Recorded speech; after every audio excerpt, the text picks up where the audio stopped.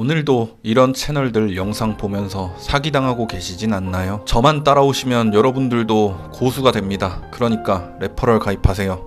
이 전략으로 하루에 수익 몇백 나왔습니다. 그러니까 VIP 가입하세요. 이 잡코인 이제 곧 10배, 100배 갑니다.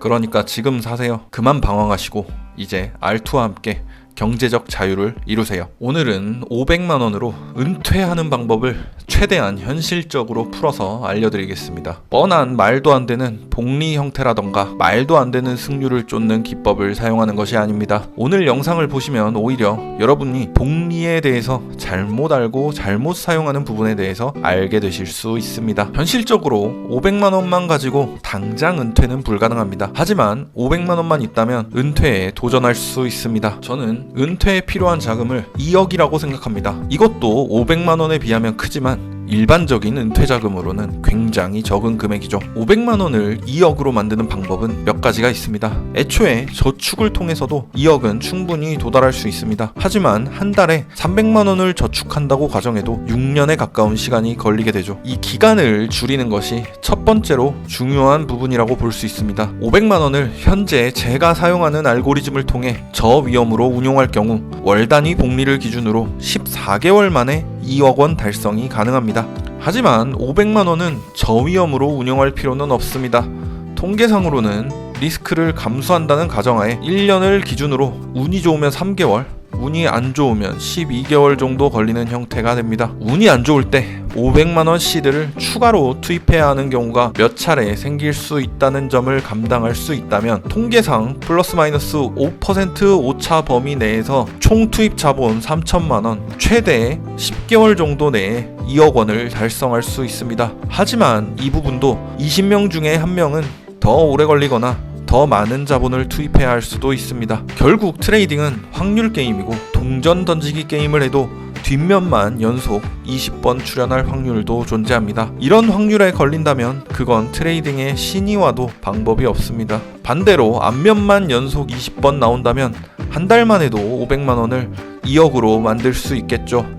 여기서는 여러분이 알고 있는 일반적인 복리 형태를 사용합니다. 시드가 늘어난다고 해서 비중을 줄이지 않고 비중을 유지하며 리스크를 유지합니다. 리스크가 시드 100%인 상태를 유지하게 됩니다. 이렇게 시드 2억을 달성하거나 이미 시드 2억이 있으신 분은 축하드립니다. 은퇴하셔도 되겠습니다. 2억은 최대한 낮은 위험으로 운용합니다. 최대한 리스크는 없는 선에서 시장이 주는 만큼 수익을 가져갑니다. 한 달 수익률은 보통 5에서 15%이며 매달 1%만 인플레이션 해지로 복리로 적용합니다. 그리고 한 달 생활비는 4에서 5% 정도만 사용하고 나머지 금액은 전부 다 별도의 계좌로 빼서 다양한 리스크로 운용합니다. 전체 금액을 가지고 비중을 유지하는 형태의 복리는 사용하지 않습니다. 오히려 2억 시드도 최대한 분할하여 리스크를 분할하는 것이 아니라 알고리즘을 다양화하여 리스크와 수익률은 유지한 채로 변수를 줄여줍니다. 그리고 이렇게 나눠진 계좌들 중에 2억 원을 달성하는 계좌가 생기는 순간 기존 2억 원 계좌를 4억 원으로 늘려서 운영합니다. 여기서는 복리를 적용하지 않고 수익률을 2.5에서 7.5%로 줄여서 완전히 무위험에 가까운 수준으로 리스크를 줄입니다. 이 단계에서는 긴프매매도 굉장히 합리적인 수익률을 제공하는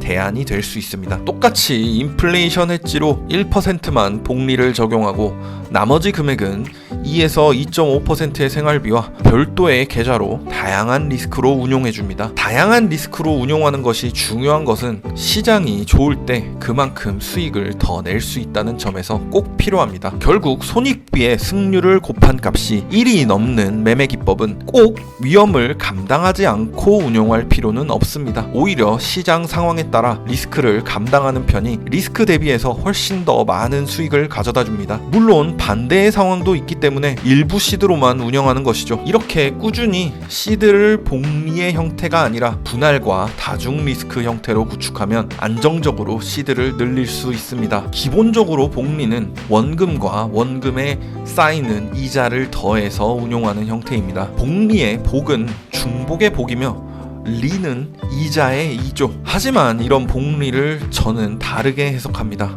중복의 복에 리스크의 리입니다. 이자가 중복되는 만큼 리스크도 중복됩니다. 복리를 쓰면서 리스크에 관한 부분을 고려하지 않으면 절대 완벽하게 활용할 수 없습니다. 반대로 저는 오히려 시드를 늘려서 진입 비중을 줄이고 수익률을 줄이는 것이 더 나은 상황이 많다고 생각합니다. 그래서 만들어진 것이 피라미드 리스크 관리 전략입니다. 완벽히 분석된 매매 기법과 그것을 반복할 수 있는 리스크 관리 전략으로 여러분의 경제적 자유를 현실로 만들어 드리겠습니다. 커뮤니티 링크는 댓글에 남겨두겠습니다. 지금 바로 참여하세요.